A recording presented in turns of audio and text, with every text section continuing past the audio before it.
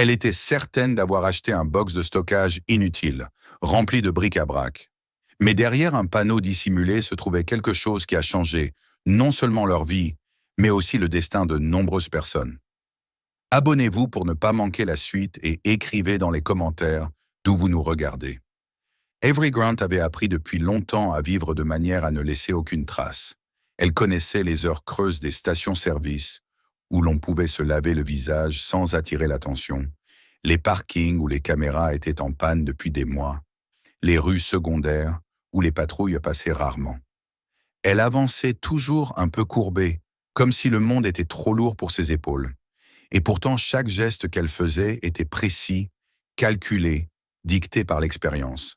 Ramasser des bouteilles en plastique et des canettes d'aluminium n'était pas seulement un moyen de gagner quelques pièces, c'était une routine qui donnait un rythme aux journées, une illusion d'ordre dans une vie qui menaçait à tout moment de se dissoudre dans le chaos. À côté d'elle, dans un chariot de supermarché aux roues grinçantes, dormait Lily, 9 ans, le visage à moitié caché sous un plaid usé et un imperméable trop grand. Avery avait enveloppé l'enfant de tout ce qu'elle possédait de chaud, un vieux pull trouvé dans un conteneur, un morceau de plastique pour couper le vent, et ce plaid qui sentait encore vaguement la lessive d'une autre vie. Lily serrait contre elle un lapin en peluche dont la fourrure était devenue rêche avec le temps, mais qu'elle refusait obstinément d'abandonner. C'était le seul objet qui n'avait jamais été échangé contre de la nourriture ou de l'argent, le dernier vestige d'une enfance que la rue n'avait pas encore complètement effacée. Les nuits devenaient plus longues, plus dures. Le vent avait changé, il portait cette odeur particulière qui annonce la neige avant même que les premiers flocons ne tombent. Avery le sentait dans ses os, dans la raideur de ses doigts au petit matin, dans la manière dont Lily se recroquevillait davantage contre elle dès que le soleil disparaissait. Les ponts, les cages d'escalier et les bâtiments abandonnés qui avaient suffi jusque-là n'étaient plus des refuges, seulement des abris temporaires contre un froid qui gagnait chaque jour en agressivité. Avery savait qu'une vraie tempête, une nuit de gel prolongée, pourrait suffire à tout briser. Un soir, elle s'était arrêtée sur une passerelle piétonne, au-dessus de l'autoroute. En dessous, les camions rugissaient comme des bêtes en colère. Les freins sifflaient et l'air humide montait en nappes glacées. Avery s'était appuyée contre la rambarde, le chariot immobile, et pour la première fois depuis longtemps, elle avait laissé la fatigue la submerger. Elle avait regardé les phares défiler et s'était demandé combien de conducteurs voyaient vraiment les silhouettes qui vivaient à la marge de leur route. C'est là, dans ce vacarme et ce froid, que quelque chose avait cédé en elle. Pas une crise, pas des larmes, mais une décision silencieuse et irrévocable. Pas cet hiver, pas pour Lily. Elle ne laisserait pas sa fille affronter une saison de plus dans ces conditions. Depuis octobre, Avery avait remarqué un immense bâtiment à l'est de la ville, une ancienne usine de verre appelée Mayfield, fermée depuis la fin des années 80, après un incendie et une faillite. Elle l'avait observé à distance pendant des semaines, presque comme on observe un animal dangereux mais potentiellement salvateur. Les fenêtres étaient brisées, le béton fissuré, les escaliers extérieurs rouillés, et tout autour, un grillage affaissé par endroits, rafistolé de fils de fer. Des panneaux annonçaient l'interdiction d'entrer, mais Avery avait appris que les panneaux ne signifiaient pas toujours la même chose pour ceux qui n'avaient plus rien à perdre. Elle connaissait désormais les moments où la circulation était la plus faible, les endroits où le grillage s'affaissait suffisamment pour laisser passer un corps mince, les angles morts des rares caméras encore en place. Elle n'agissait pas par désespoir aveugle, mais par calcul. Entrer là-dedans serait illégal, dangereux, peut-être temporaire, mais ce serait sec. Et sec en hiver, c'était presque un luxe. La nuit où elles décidèrent d'y aller, Avery poussa le chariot par des chemins détournés, des voies de service et des ruelles sombres, évitant les grands carrefours éclairés. Lily marchait à côté d'elle, le lapin serré contre sa poitrine, silencieuse, comme si elle sentait l'importance de ce déplacement. Arrivée près de l'usine, Avery s'accroupit et écarta le fil de fer qu'elle avait repéré. Elle fit passer Lily en premier, puis glissa à son tour à l'intérieur. Le chariot, trop bruyant et trop visible, dut être abandonné dehors. Avery le regarda un instant avant de s'en détourner, consciente qu'il fallait parfois sacrifier ce qui semblait essentiel pour sauver l'essentiel. À l'intérieur, l'usine était immense. Un enchevêtrement de halls vides, de machines figées dans la rouille et de convoyeurs réduits à des squelettes métalliques. Le silence y était lourd, presque religieux. Leurs pas résonnaient faiblement sur le sol jonché de débris. Avery guida Lily vers une petite pièce qu'elle avait repérée lors de ses observations diurnes. Un ancien bureau de contremaître, à l'écart, avec une porte encore solide et un plafond qui, miraculeusement, ne fuyait presque pas. À l'intérieur, il y avait une table, une armoire bancale et une chaise. Le sol était relativement sec. Ce fut suffisant. Ce soir-là, sans cérémonie, cet endroit devint leur maison. Non pas par droit ou par choix, mais par nécessité. Avery posa leurs affaires avec méthode, comme si l'ordre pouvait conjurer le chaos. Le lendemain matin, une nouvelle vie commença, réglée avec une précision presque militaire. Avery refusait que leur existence se délite. Les matinées étaient consacrées aux leçons. Elle enseignait à Lily avec des livres récupérés à la bibliothèque, des photocopies trouvées, des journaux. Les calculs se faisaient au crayon, sur les marges, mais se faisaient quand même. L'après-midi, c'était le nettoyage. Avery frottait le sol jusqu'à ce que ses mains brûlent, utilisant des chiffons récupérés dans les poubelles d'une entreprise de nettoyage et de l'eau de pluie collectée dans des seaux. Elle voulait que cet espace, aussi illégal et précaire soit-il, soit digne. Elles organisèrent l'intérieur avec des moyens dérisoires, mais efficaces. Des bâches de chantier devinrent des cloisons, séparant un coin nuit, une petite cuisine autour d'un réchaud de camping trouvé un jour dans un sac poubelle, et une sorte de salon improvisé avec des caisses à lait et une bobine de câble servant de table. Sur cette table, Lily disposa soigneusement leur trésor. 3 livres, le lapin, et une photographie unique d'Avery dans une autre vie, en uniforme de femme de ménage hospitalière, les cheveux propres, le regard assuré. Avery évitait de la regarder trop longtemps. Elle craignait que la nostalgie ne la rende dangereusement faible. Les mois passèrent ainsi. Avery sortait chaque jour chercher de quoi manger et gagner quelques billets. Elle savait quels conteneurs offraient parfois des aliments encore consommables, quelles églises distribuaient des repas, quels restaurants acceptaient de payer au noir pour nettoyer une arrière-salle ou éplucher des légumes. Elle connaissait les horaires des toilettes publiques, les endroits où le Wi-Fi de la bibliothèque débordait jusque sur le trottoir, permettant à Lily de regarder parfois une vidéo éducative sur un vieux téléphone aux fissures profondes. L'hiver s'installa pleinement. Elles colmatèrent chez les fissures avec des journaux et des chiffons, surélevèrent les matelas sur des palettes, et lors des nuits les plus froides, allumaient des bouts de bougies dans une boîte métallique, non pour se chauffer réellement, mais pour tromper la peur. Avery économisait chaque pièce. Les pièces devenaient des billets. Les billets étaient cachés dans un petit flacon en plastique qu'elle gardait toujours sur elle. À la fin février, elle avait moins de $100. Pour quelqu'un qui comptait chaque trajet en bus, c'était une fortune fragile. Elle ne savait pas encore comment, ni quand, mais elle sentait confusément qu'il leur faudrait plus qu'un abri temporaire pour survivre à long terme. L'idée d'un changement restait floue, presque irréelle, mais elle existait, tapie quelque part au fond de son esprit, prête à surgir à la première occasion. Et cette occasion, elle ne le savait pas encore, se présenterait sous la forme la plus improbable. Une rumeur échangée dans une file d'attente, un mot prononcé par un vieil homme au regard fatigué, parlant d'un entrepôt et de box oubliés. À cet instant précis, alors qu'Avery refermait la porte branlante du bureau de l'usine pour la nuit et regardait Lily s'endormir, elle ignorait encore que l'hiver invisible qui les entourait allait bientôt céder la place à une autre épreuve, plus dangereuse encore, mais porteuse d'une possibilité qu'elle n'avait jamais osé espérer. Le lendemain de cette nuit où Avery avait refermé la porte branlante du vieux bureau de contremaître, le froid sembla plus mordant encore, comme si l'hiver, vexé d'avoir été tenu à distance, cherchait une fissure par laquelle se venger. Elle se réveilla avant l'aube, écouta un moment la respiration de Lily, puis se leva avec cette prudence acquise sur les trottoirs, où le moindre bruit peut attirer la mauvaise attention. Dans l'usine, le silence avait une densité particulière, un silence de métal refroidi, de murs vides, de souvenirs absents. Avery enfila ses vêtements par couches, vérifia le flacon de plastique où elle gardait ses économies et s'assura que Lily était encore bien enveloppée. Elle lui laissa un peu d'eau, un morceau de pain dur, et cette consigne qu'elle répétait comme une prière. Ne pas s'éloigner, ne pas ouvrir à des inconnus, attendre.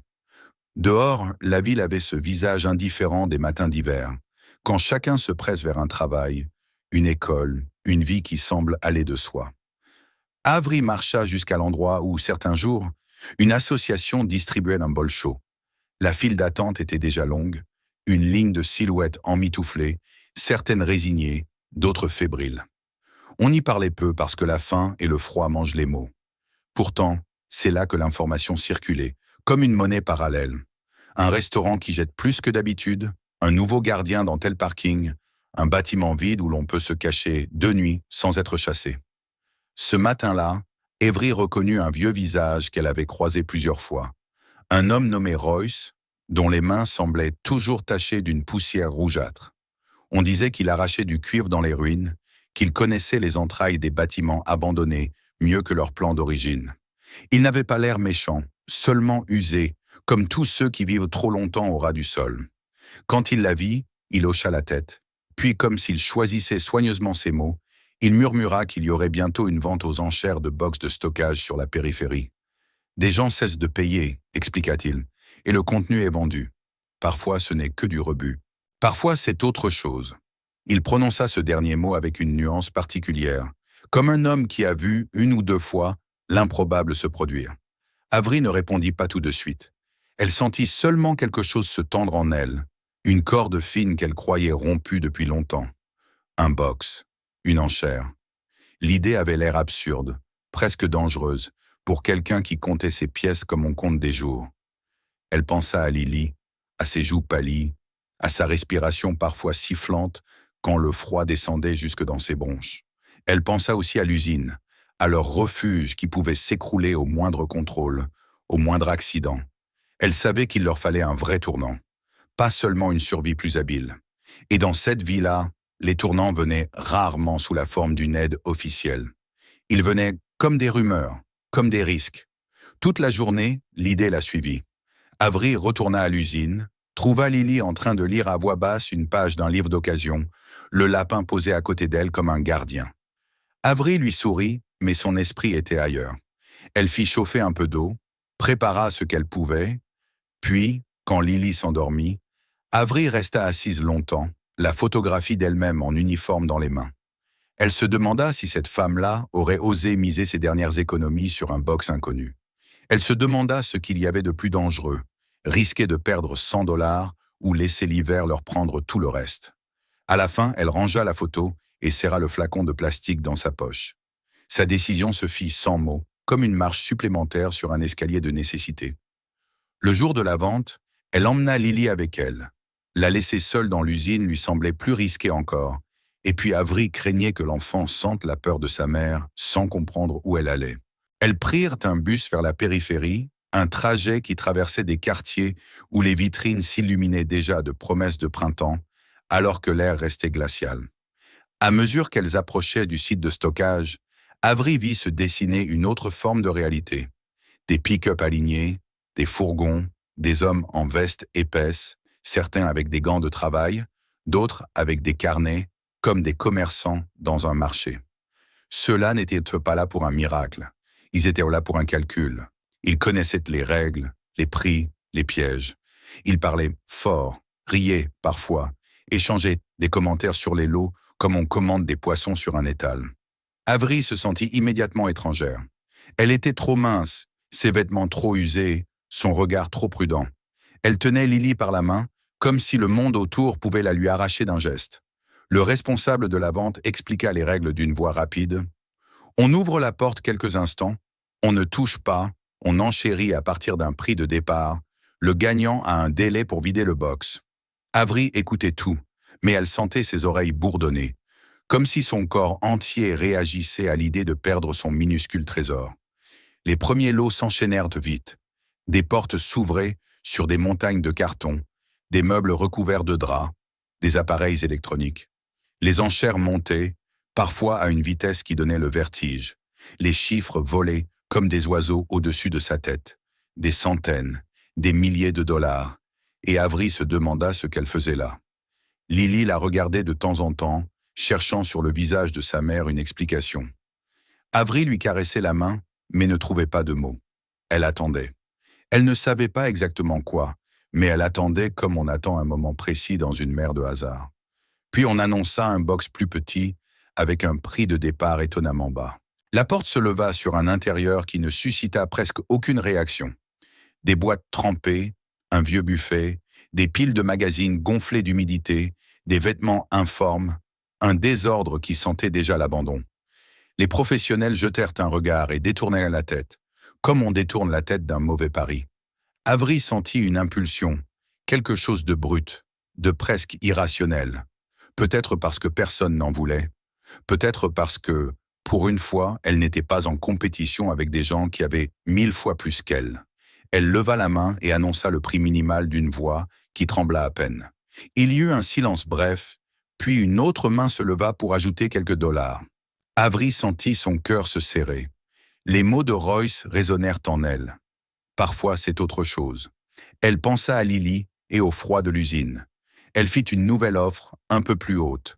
Le second enchérisseur hésita, comme si l'idée de se battre pour ce tas de bric-à-brac lui paraissait soudain ridicule. Il baissa la main. Le responsable frappa le marteau. Avery eut l'impression que le son résonnait en elle plus fort que dans l'air. On lui remit un papier, une clé et une phrase qu'elle entendit à peine. 2 jours pour vider. Le box était désormais à elle, mais elle n'éprouva pas la joie qu'elle avait imaginée. Elle éprouva une gravité, un poids. Elle entra avec Lily lorsque les autres se dispersèrent. L'odeur de moisissure les frappa immédiatement. Un mélange de papier mouillé, de tissu pourri et de poussière froide. Lily fit une grimace et se rapprocha de sa mère. Avery alluma la petite lampe de son téléphone, balaya l'espace du regard et sentit la réalité s'imposer. La plupart des choses étaient irrécupérables. Des livres avaient gonflé et collé en bloc, des vêtements étaient tachés, des cartons s'étaient effondrés en pâte grise. Elle se sentit soudain stupide, coupable, comme si elle venait de trahir Lily en lui promettant sans mots un possible miracle. Elles commencèrent tout de même à trier, parce que renoncer sur le champ aurait été insupportable. Avery posa à part quelques objets qui semblaient sauvables. Une presse-papier avec un papillon figé dans une bulle transparente, 2 tasses ébréchées, mais intactes, un cadre en bois dont le verre n'était pas cassé. Rien de tout cela n'allait changer une vie, mais Avery s'accrochait à l'idée que chaque petit gain pouvait devenir un repas. Une nuit plus chaude, un ticket de bus. Lily, elle, se fatiguait vite. Son enthousiasme avait disparu, remplacé par ce regard d'enfant qui comprend que l'adulte a tenté quelque chose et que cela n'a pas fonctionné. Avery se força à rester calme. Elle rangea soigneusement les objets sélectionnés dans un coin, puis continua à déplacer des piles de magazines détrempés. C'est alors qu'elle remarqua une chose étrange. Sur le mur du fond, les traces d'eau ne formaient pas un chaos habituel. Elles semblaient suivre des lignes régulières, comme si l'humidité dessinait les contours de plaques superposées. Avery s'immobilisa. Elle posa la main sur le mur, sentit une légère vibration sous ses doigts, quelque chose qui n'était pas tout à fait solide. Elle écarta une pile de journaux collés et examina de plus près l'endroit où 2 panneaux se rejoignaient. L'un d'eux semblait bouger, très légèrement, comme une porte mal fixée. Elle retint son souffle. Une partie d'elle se moqua de sa propre imagination, lui rappelant qu'on ne trouve pas de trésor derrière un mur de box de stockage. Mais une autre partie, celle qui avait survécu aux pires nuits, savait reconnaître les anomalies. Avery glissa ses doigts dans la petite fente, tira doucement. Le panneau résista un instant, puis céda avec un bruit sec. Derrière, il y avait une cavité étroite, assez profonde pour cacher des objets. L'air qui en sortit n'avait pas l'odeur de moisissure. Il avait une odeur différente, plus sèche, presque ancienne. Avery passa la lampe à l'intérieur et vit d'abord une forme métallique. Elle tira l'objet vers elle avec précaution. C'était une mallette lourde, un vrai coffre de métal, muni de 3 serrures. À côté, il y avait un grand enveloppe épaisse, scellée d'une cire sombre, et une boîte en bois sculptée, plus petite, dont le couvercle semblait travailler à la main. Avery resta un moment sans bouger. Lily, qui s'était approchée, ouvrit de grands yeux. Le box, jusque-là banal et désespérant, venait de changer de nature. Comme si la réalité avait glissé d'1 millimètre et que cet infime déplacement ouvrait un passage vers autre chose. Avery posa la mallette sur le sol. Elle essaya de forcer une serrure avec une vieille clé, puis avec un bout de métal trouvé dans les déchets. Rien. Les verrous ne bougèrent pas. Le coffre, au contraire, semblait scellée par une volonté. Elle sentit une frustration monter, suivie d'une peur diffuse. Si c'était important, quelqu'un pouvait le chercher. Elle se tourna vers l'enveloppe. La cire portait une empreinte. Comme un sceau. Avery n'avait jamais vu cela que dans des films ou de vieux livres. Elle n'osa pas l'ouvrir tout de suite. À la place, ses doigts se posèrent sur la boîte en bois. Le couvercle, lui, céda facilement. À l'intérieur reposaient des photographies en noir et blanc, soigneusement empilées. Avery en prit une, l'examina. On y voyait un homme au regard doux, une expression ouverte, presque lumineuse. Sur une autre photo, le même homme se tenait devant un bâtiment que Avery reconnut immédiatement, et cette reconnaissance lui donna la chair de poule. C'était l'usine Mayfield, la façade massive, les mêmes lignes, mais en meilleur état, comme dans un passé lointain. Au bas de l'image, une date était inscrite, une date qui semblait appartenir à une autre époque. Avery sentit le monde se resserrer autour d'elle. Ce n'était plus un hasard. Ou si c'en était un, il avait la forme étrange des hasards qui changent une vie. Lily murmura le nom de l'usine, comme si elle aussi venait de comprendre que leur refuge n'était pas seulement un bâtiment abandonné, mais un lieu avec une histoire. Avery posa la photo sur ses genoux. Pendant un instant, elle revit leur arrivée dans ce hall silencieux, leur peur, leur soulagement d'être au sec. Elle imagina cet homme sur les images, des décennies plus tôt, arpentant les mêmes couloirs, vivant une vie qui avait laissé une trace, alors qu'elle, Avery, avait appris à n'en laisser aucune. Son regard se tourna vers l'enveloppe scellée. Elle hésita, puis avec une précaution presque religieuse, elle brisa la cire et ouvrit le papier. À l'intérieur, il y avait une lettre, des lignes serrées, une écriture déterminée. Avery ne la lut pas entièrement sur place. Elle parcourut seulement les premières phrases, et ce qu'elle vit suffit à lui faire comprendre que ce qu'elle tenait dépassait tout ce qu'elle avait imaginé. Il y était question d'un nom, Mayfield, d'une mort, d'un secret gardé trop longtemps. Ses mains se mirent à trembler. Avery replia la lettre, la glissa contre elle comme on protège une flamme. Elle regarda la mallette, ses serrures obstinées, puis Lily, dont le visage oscillait entre la peur et la curiosité. À cet instant, Avery sentit que le pari qu'elle avait fait n'était pas seulement un pari d'argent. C'était un passage. Une porte ouverte sur une vérité cachée derrière un panneau, une vérité qui semblait liée à l'usine où elle dormait, à cette ville, peut-être à des gens puissants. Elle comprit aussi que, si cette vérité existait, elle avait été enterrée pour une raison. En quittant le box, la clé dans sa poche avait un poids différent. Dehors, le froid était toujours là, la ville toujours indifférente, les professionnels déjà repartis vers d'autres enchères. Mais Avery marchait comme si elle portait une autre sorte de charge, une charge invisible et dangereuse. Elle ne savait pas encore comment ouvrir la mallette, ni ce que contenait exactement la lettre, ni pourquoi ces objets avaient été cachés là. Elle savait seulement qu'elle ne pouvait plus faire comme si cela n'existait pas. Et tandis qu'elle reprenait le bus vers l'usine, Lily endormie contre son épaule, Avery sentit que l'hiver invisible qu'elle combattait depuis des mois venait de prendre une forme nouvelle. Ce n'était plus seulement le froid à vaincre, c'était ce qui se cachait derrière ces serrures, derrière ces mots décrits sur du papier, derrière une histoire ancienne qui, inexplicablement, venait de s'inviter dans leur survie. Dans le silence du trajet, Avery serra la lettre contre elle. Elle ignorait encore que ces lignes allaient la priver de sommeil bien plus sûrement que le gel, et que la question qui l'attendait n'était pas « comment tenir demain ?» mais « que faire avec la vérité quand on n'a ni adresse, ni protection, ni droit d'exister aux yeux des autres ?» Mais elle sentait déjà, au plus profond, que la réponse déciderait de tout ce qui viendrait ensuite. La nuit qui suivit leur retour du box fut la plus longue qu'Avery ait connue depuis le début de l'hiver. Dans le petit bureau de l'usine Mayfield, le silence semblait plus dense que d'habitude, comme si les murs eux-mêmes retenaient leur souffle. Lily s'endormit rapidement, épuisée par la journée, le lapin serré contre sa poitrine, ignorant encore le poids réel de ce que sa mère avait rapporté. Avery, elle, resta assise à la table improvisée, la mallette métallique à ses pieds, la lettre et la boîte en bois devant elle, éclairée par la lumière faible d'une lampe récupérée. Chaque objet semblait chargé d'une présence invisible, comme s'ils n'étaient pas seulement des choses, mais des fragments d'un passé qui refusait de rester enfoui. Elle tenta encore une fois d'ouvrir la mallette. Elle essaya avec patience, puis avec une nervosité croissante, introduisant de fines tiges de métal dans les serrures, testant une pression, puis une autre. Rien ne céda. Les verrous étaient solides, conçus pour résister à la curiosité et au temps.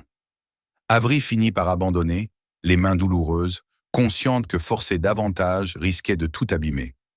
Elle comprit alors que ce coffre n'était pas destiné à être ouvert par hasard.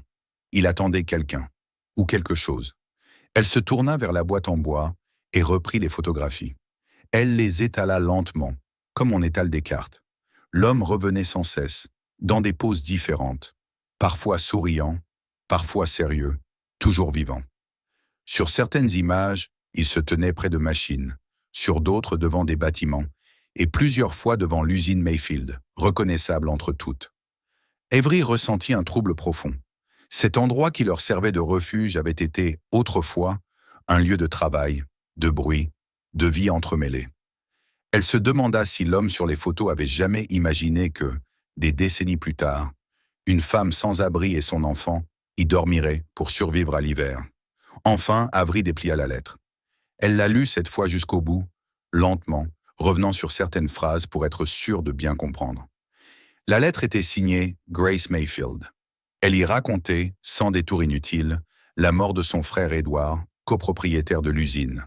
Officiellement, un accident de travail en 1984, une machine défectueuse, une fatalité. Mais la lettre décrivait autre chose.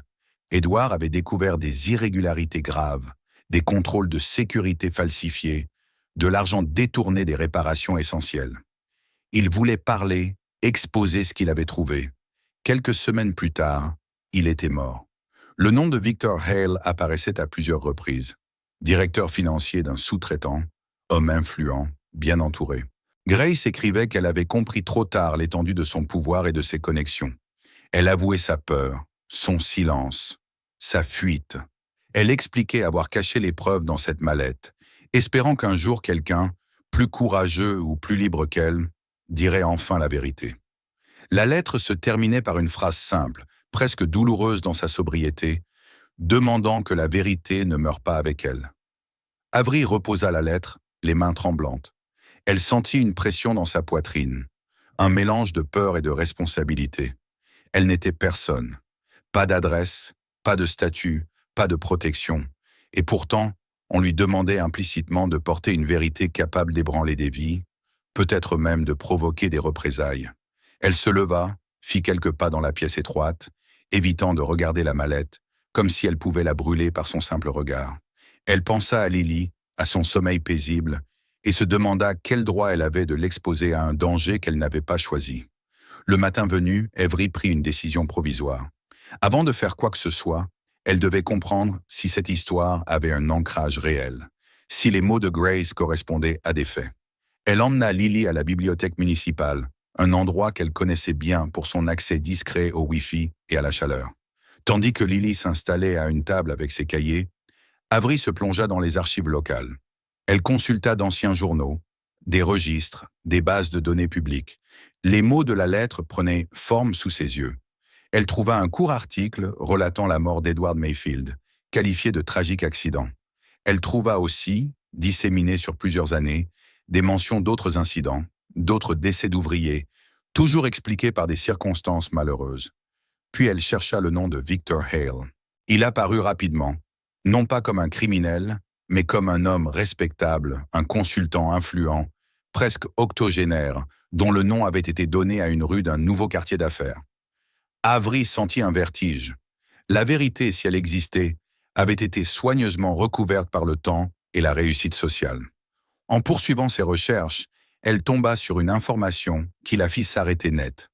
Dans une école de l'autre côté de la ville, travaillait une enseignante nommée Rachel Mayfield Keene.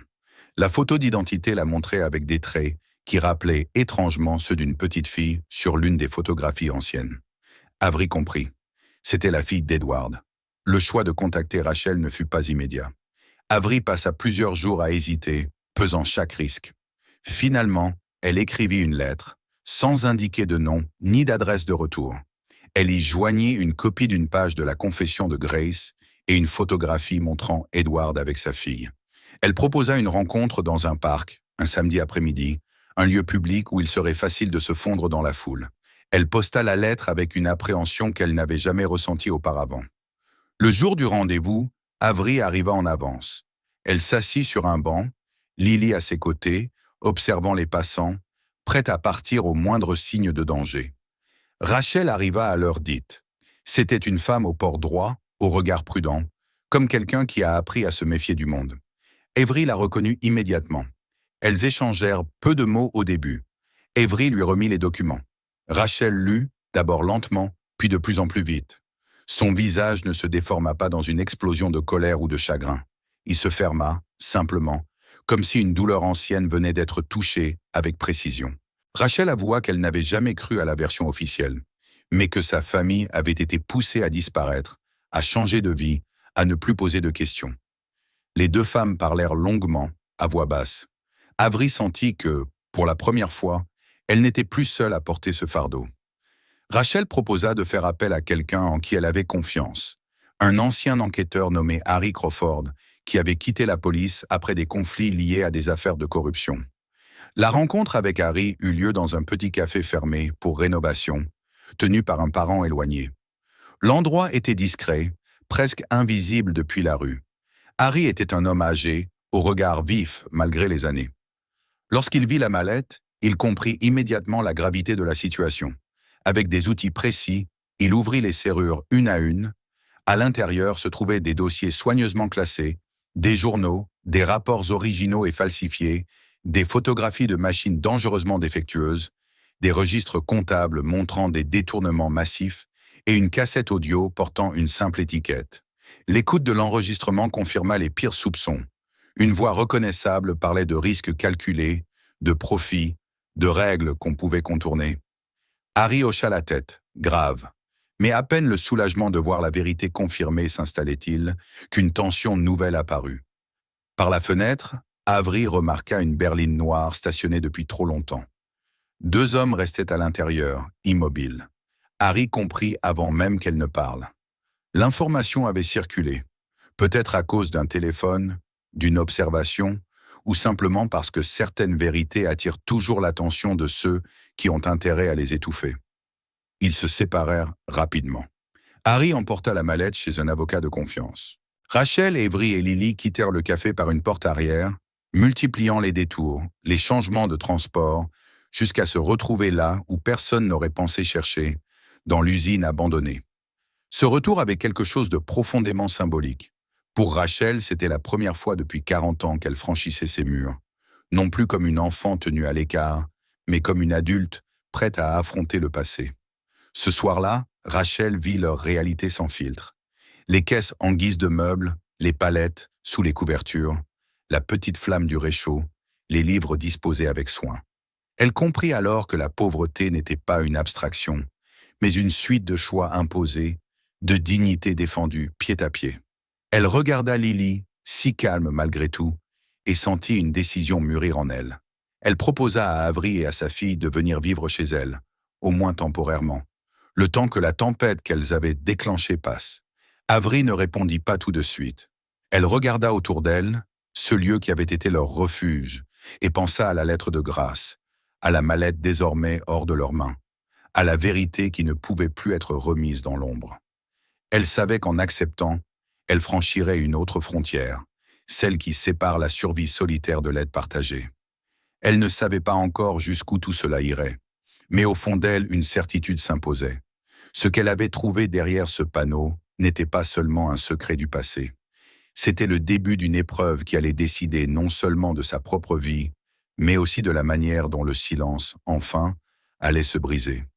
Les jours qui suivirent cette nuit à l'usine furent lourds d'une tension nouvelle, différente de celle du froid ou de la faim. Avery avait accepté l'offre de Rachel avec une prudence mêlée de gratitude. Quitter l'usine ne fut pas un arrachement immédiat, mais un glissement lent, presque irréel. Elle rassembla leurs affaires avec soin, comme si chaque objet devait être remercié pour les avoir protégés. Lorsque la porte du vieux bureau se referma derrière elle, Avery sentit que quelque chose se terminait. L'usine Mayfield, qui avait été un refuge de survie, devenait désormais le cœur d'une histoire bien plus vaste. Une histoire qu'elle n'avait pas choisie, mais qu'elle ne pouvait plus ignorer. Chez Rachel, tout semblait à la fois familier et étranger. Un appartement modeste mais propre, des murs solides, une salle de bain avec de l'eau chaude qui coulait sans compter. Lily resta longtemps immobile sous la douche, comme si elle craignait que l'eau s'arrête soudain. Avery, elle, dormit mal les premières nuits, son corps incapable d'abandonner des réflexes forgés par des mois d'alerte permanente. Pourtant, malgré cette méfiance instinctive, une forme de sécurité commençait à s'installer, fragile mais réelle. Pendant ce temps, Harry Crawford avait confié la mallette à une avocate nommée Lauren Park, une femme réputée pour sa rigueur et son absence totale de complaisance envers les puissants. Dès la première rencontre, elle posa les choses clairement. La plupart des faits dataient de plusieurs décennies et les délais de prescription compliquaient toute poursuite pénale classique. Mais il existait une autre voie. Les morts causées par des violations conscientes et répétées des règles de sécurité, dissimulées par des falsifications, pouvaient encore être reconnues. Même si la justice pénale restait incertaine, la vérité, elle, pouvait être rendue publique. Et avec elle, la responsabilité morale et civile. Lauren expliqua aussi qu'un élément restait crucial. Dans la lettre de Grace Mayfield figurait la mention d'un coffre bancaire distinct de la mallette contenant des documents et des fonds. Si Victor Hale comprenait que l'affaire ressurgissait, il chercherait à effacer toute trace restante. Il fallait agir vite. Rachel accompagna l'avocate à la banque indiquée. Avery resta en retrait, consciente que ce monde de signatures, de guichets et de regards officiels lui était encore hostile. Lorsque le coffre fut ouvert, Rachel resta silencieuse un long moment. À l'intérieur se trouvèrent des enveloppes de billets, soigneusement rangées, des sommes importantes, mises de côté des décennies plus tôt. Il y avait aussi une lettre adressée à Rachel elle-même, écrite par son père. Il y parlait de son espoir pour l'avenir de sa fille, d'une vie qu'il n'aurait pas le temps de lui offrir. Rachel lut ces mots avec une dignité douloureuse. L'argent, elle le comprit aussitôt, n'était pas une récompense personnelle. Il représentait une dette, une réparation attendue depuis trop longtemps. La machine se mit en marche. Lauren Park déposa une plainte civile, contacta les familles avec des ouvriers morts, rassembla des témoignages. Harry Crawford utilisa ses anciens réseaux pour vérifier chaque document, chaque chiffre. Rachel fit appel à un journaliste d'investigation, Mark Ellison, connu pour son obstination et son refus des arrangements discrets.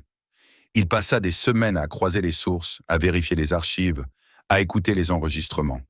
Plus il avançait, plus le portrait de Victor Hale se fissurait. Hale, de son côté, comprit rapidement que quelque chose se préparait. Il envoya des intermédiaires, puis tenta un contact direct. Les offres arrivèrent, d'abord enveloppées de courtoisie, puis plus pressantes. Des sommes importantes furent proposées en échange du silence, de la destruction des preuves, de l'oubli. Lauren refusa sans hésiter. La stratégie était claire. Il ne s'agissait pas de négocier dans l'ombre, mais d'exposer la vérité à la lumière. Lorsque l'article parut en une du journal, la ville fut secouée. Les noms, les dates, les enregistrements, tout y était. Les témoignages d'anciens ouvriers affluèrent, certains anonymes, d'autres assumés après des années de peur. Le passé longtemps figé se mit à parler. Victor Hale tenta de minimiser, de relativiser, évoquant des erreurs d'époque, des normes différentes. Mais face aux documents et à la pression publique, son discours se fissura. Le moment décisif survint lors d'une réunion officielle organisée par les avocats, les journalistes et plusieurs familles concernées. Hale arriva accompagné, visiblement affaibli. Son petit-fils était présent, un jeune homme qui découvrait soudain l'héritage réel de son nom. Dans cette salle sobre, sans tribunal ni grand spectacle, Hale parla enfin. Il reconnut les falsifications, les économies faites sur la sécurité, les risques délibérément acceptés. Il tenta de justifier ses actes par le contexte, mais ses mots sonnaient en creux. La vérité, à une fois prononcée, ne lui appartenait plus. Un accord fut signé. Hale s'engagea à financer un fonds de sécurité du travail, portant le nom d'Edward Mayfield, à indemniser les familles, à soutenir des programmes d'aide aux personnes sans abri. Sa réputation s'effondra rapidement. La rue qui portait son nom fut rebaptisée. Ses anciens partenaires prirent leur distance. Ce qui avait été bâti sur le silence se désagrégea sous la lumière. Pour Avery, les conséquences furent plus discrètes mais plus profondes. Grâce à l'aide temporaire de Rachel et à une recommandation, Elle obtint un emploi de nuit comme agente d'entretien dans un hôpital. Le premier soir, en enfilant l'uniforme, elle eut l'impression de renouer avec une partie d'elle-même qu'elle croyait perdue. Avec son premier salaire, elle loua un petit appartement au-dessus d'une laverie. Les murs étaient défraîchis, le bruit constant, mais il y avait du chauffage, de l'eau chaude et une porte qui se fermait à clé. Lily retourna à l'école. Son asthme fut enfin suivi correctement, sans devoir supplier ou se cacher. Elle cessa peu à peu de sursauter au son des sirènes. Les nuits devinrent plus calmes. Rachel resta présente, non comme une sauveuse, mais comme une alliée, quelqu'un qui avait choisi de ne plus se taire. L'usine Mayfield connut elle aussi une transformation. Une partie du bâtiment fut conservée comme mémorial pour les ouvriers morts. Une autre fut rénovée pour accueillir des logements accessibles, destinés à ceux qui, comme Avery autrefois, avaient basculé hors du cadre. Là où l'on avait caché des crimes et des mensonges, on offrait désormais un abri et une chance. Le véritable dénouement de cette histoire ne se produisit pourtant ni dans un bureau d'avocat, ni dans les pages d'un journal. Un soir d'été, Avery rentra de son service tardif et trouva Lily assise par terre, ses cahiers étalés autour d'elle. La fillette leva la tête, sourit et lui montra une feuille. Une bonne note, des calculs justes, une écriture assurée. Avery s'assit à côté d'elle, la prit dans ses bras et sentit, pour la première fois depuis longtemps, une paix réelle s'installer en elle. Dans la petite cuisine, l'odeur du pain frais se mêlait à celle du savon bon marché. Une nouvelle photographie était accrochée au mur, prise dans un parc. Avery et Lily, souriantes, simplement présentes. Au loin, dans la ville, l'ancienne usine se dressait encore, mais elle n'était plus un symbole de peur ou de fuite. Elle était devenue la preuve qu'une vérité longtemps étouffée pouvait refaire surface, et que même ceux que le monde rend invisibles peuvent, un jour, faire basculer le cours des choses en refusant de se taire. Abonnez-vous à la chaîne pour ne pas manquer la suite de cette histoire. Ouvrez la vidéo suivante et découvrez d'autres récits sur la chaîne. Il y en a encore plus qui empêchent de dormir tranquillement. Et surtout, partagez cette vidéo avec vos amis, qu'ils découvrent eux aussi comment tout s'est terminé.